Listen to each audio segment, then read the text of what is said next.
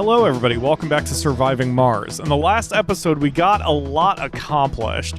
We are starting to work on fixing some of the mistakes we made. Part of that is we now have a child dome. It is the babysitter dome. Anytime a child is born, we just immediately ship them off over here, where they can have school and teach themselves, apparently, because there are no teachers to teach them. But now, we got the message right at the end that our water extractors are now down over here, which was expected. So we are going to turn on all of the moisture evaporators. And we are going to get rid of these. So, there's another oh yeah, I'm working on it, don't worry. Okay. I'm sure I have mentioned this before, but usually when I play games like this, I play at the slowest speed at all times. For the show, I've been trying to play as fast as I can while still maintaining... Why? Not enough batteries.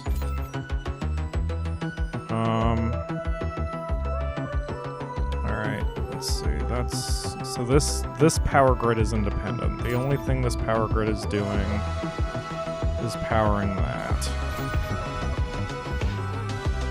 Okay, so...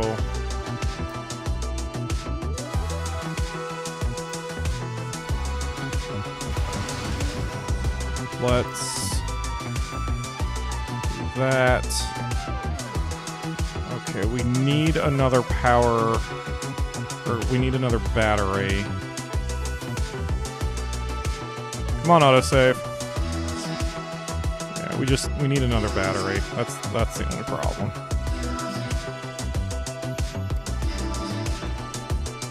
Let's get 2 more. Wait, how much, what's the demand? 85, so we need at least 5 batteries. This would be... I think that's number 5? No, that's only number... That is only number 4 that's in this power grid. Alright, so we do need 5 batteries. Okay, so one of the things I've learned is also simple math. The night lasts half as long as the day. So that means if your power is only solar panels, you need 150% power to get you through the day and then also give you enough of a charge on your batteries to get you through the night. And the batteries spit out a maximum of 20 power, so you want to make sure that you have 1 battery per 20 power. So since we needed 85 power to get through the night, the next highest 20 is 100, and 100 divided by 20 is 5. See how that works? Easy. Math. Math, math, math. And they said we wouldn't use it. That's not true. Also, you want to make sure your charging is going to be at least double what your what you need at night. The basic way I do it is just this. Total demand is 120, rounding up. Power production is 205, so that's almost double, but that's still okay because there are buildings here that do not operate at night, such as the space bar or the electronics factory, which is the heavy one.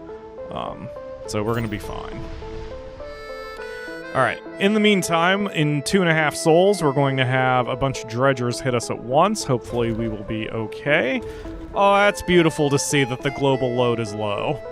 That means that we are moving around resources as we should be, and everything is getting stuff as it should be. Uh-oh, wait.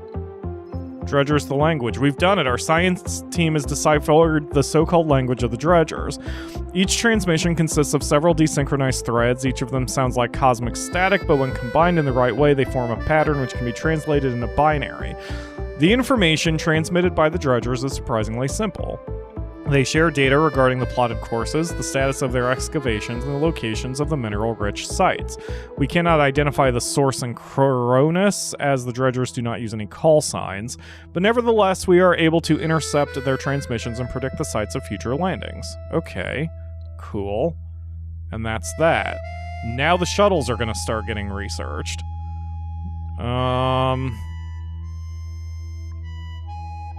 okay. The rest of this just doesn't matter right now because, well, now that we've got enough shuttles, we're covering everything. I'm like, shit, maybe now I can do something else. So, let's see. The wormhole mine, or the mohole mine, is nice because it lets you pull up infinite resources from the ground.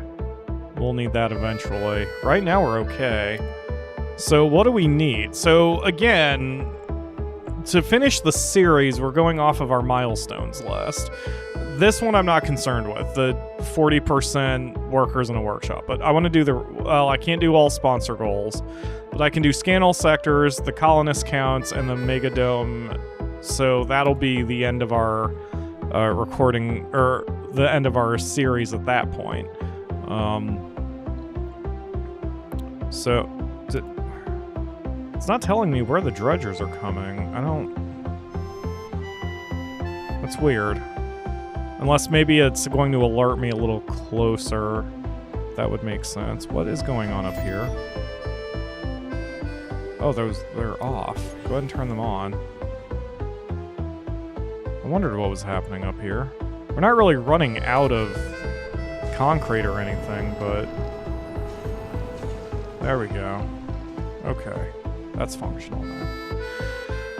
Alright, so it seems everything is going okay. So the next thing we need to do, now that we've got resources moving around and everything like that, is we have to start working on trying to make sure the colony is functional correctly.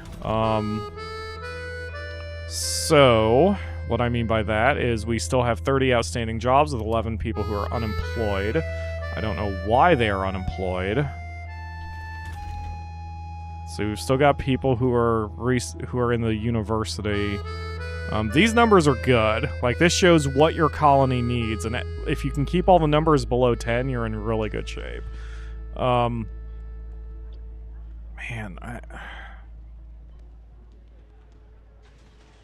do it. We need to get people through the system as fast as possible.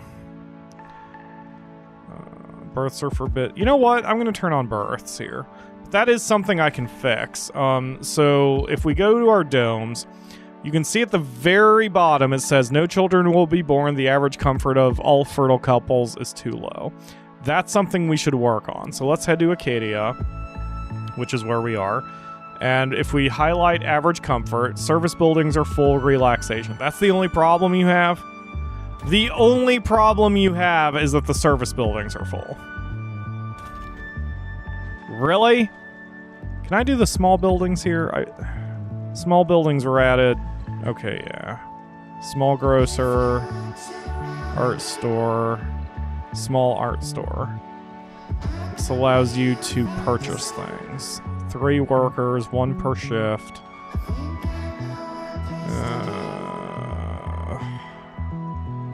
But it consumes polymers, and I'm not really into that. All right, it's just gonna have to be the way it is. Okay, so sucks that the average comfort went down a little bit, but you know what? You guys can deal.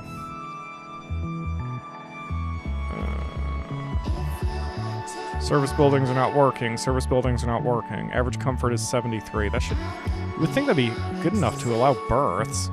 Whoa, new planetary anomalies? Hold on. That's useful. That'll get us some high tech, or yeah, some good technologies. Okay. So that's something else we can work on. We need a rocket to take advantage of that, and we're a little low on polymers, so we're going to grab... What is an arc pod? Oh, it's like an emergency shipment for people. That's cool. I don't know when I got that. Wonder if that's new to the expansion I picked up. Alright, anyway. So we need a cargo rocket. We're going to get a bunch of polymers and a bunch of electronics.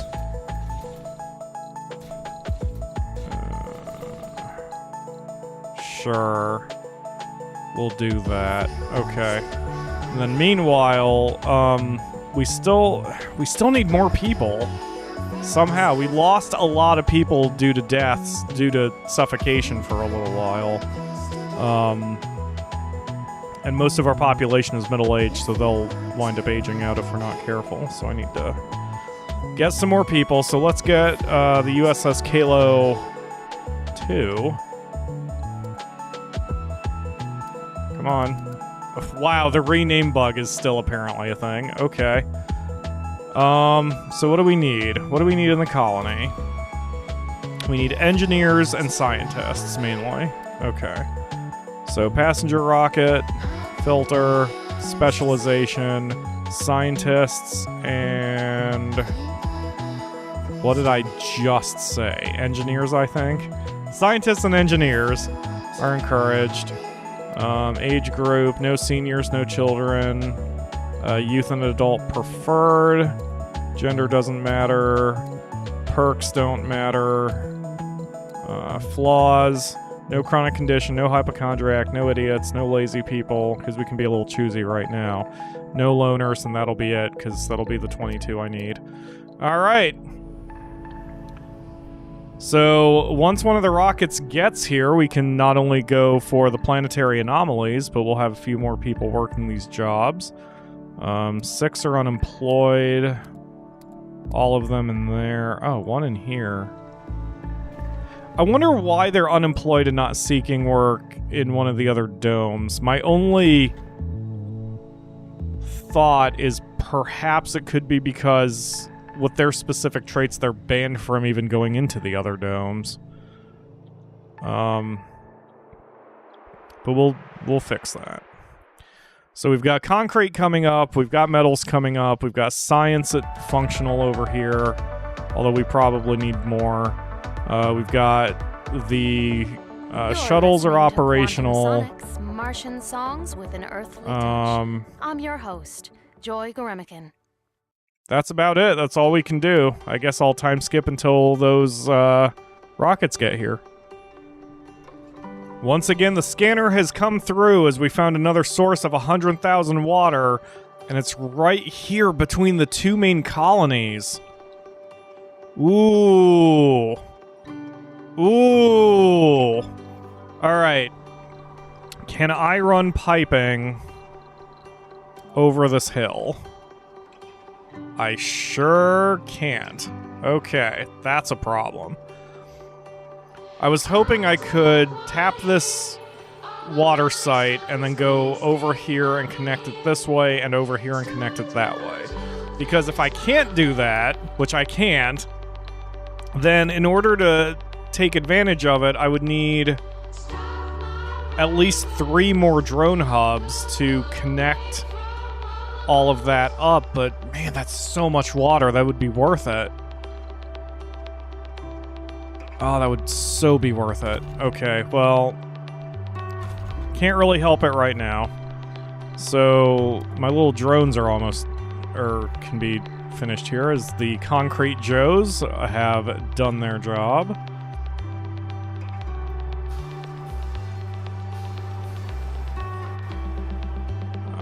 Yes, exploiting the surface, getting our stuff, and then getting out. That is what it's all about here. Okay, so we gather all the resources. And then the last thing we do is we set this to Desire 0. And now the shuttles will come and pick this stuff up if it needs to. We'll even X everything off. There we go. And then the shuttles will come and grab this stuff eventually, and we'll be good. So time to move on. Alright, so we need to tap another source of concrete. So another thing I didn't realize until I actually tested it was the grade.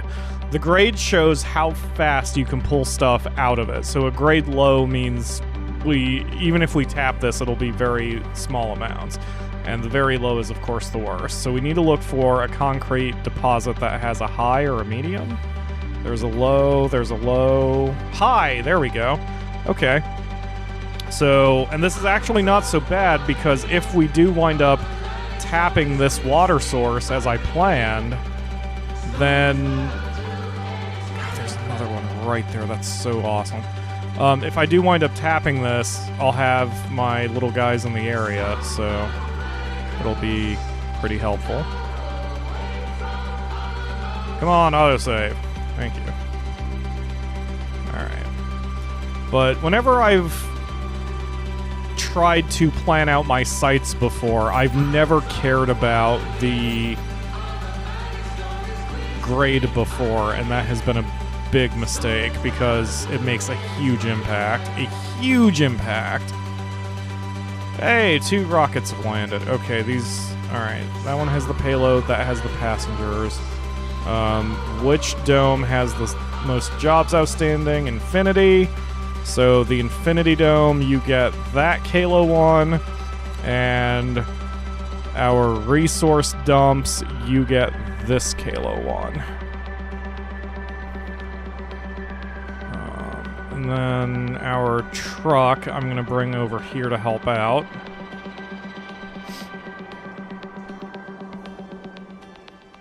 Because it's going to, we're going to need a little bit of assistance here pulling all that stuff off. We need to make a couple depots. So we'll make a electronics depot and a polymer depot. There we go. Then our truck will come by and grab resources. Meanwhile, here's Commander Liam. And once again, we need to get ourselves a universal depot here, but this only takes that. 4 colonists are leaving, that's fine.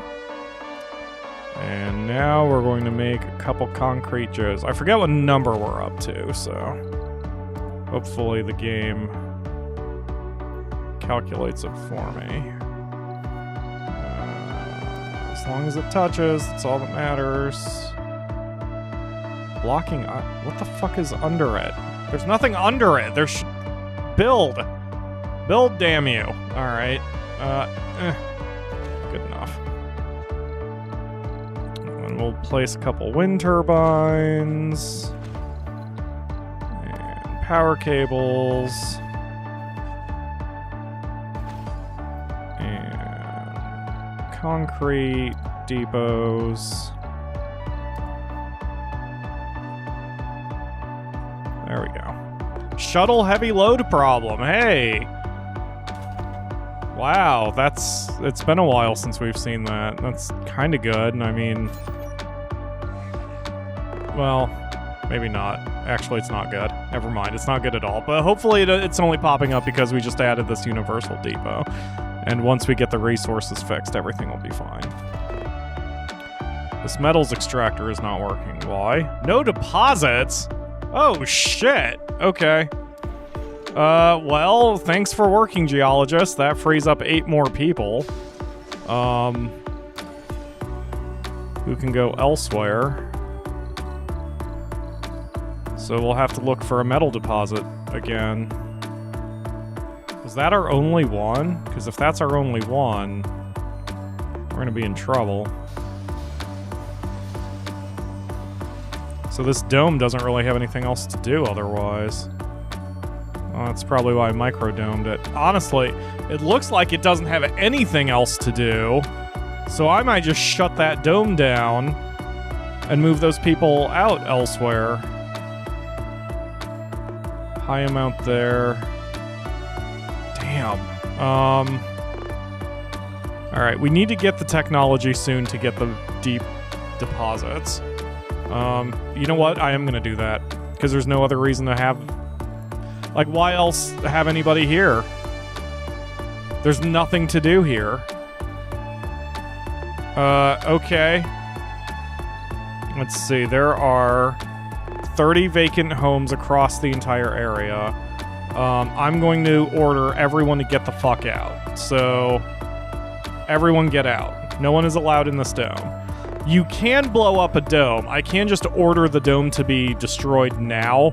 But if I do that, and the game I think even warns me, if there's no domes within walking distance, everyone just straight up dies. So we don't want that to happen. So I'm going to just take this dome out of the equation. We don't need it anymore. Hell, we can even clean up all this area too. We don't need the landing pad, so I can destroy that. Because no one else is going to be coming down here. Wow. Wow, I've never done that in Surviving Mars before. Okay, well, we'll finish that project in the next episode because I'm out of time for this one. And meanwhile, we'll just keep this going and hopefully get ourselves some concrete from the Concrete Joes and keep everything going smooth like this. Said the dredgers landed, but we haven't gotten any alerts about it, so maybe we'll be fine. God damn it, that's what I get for talking. Thank you all very much for watching, and I will see you again tomorrow for another episode.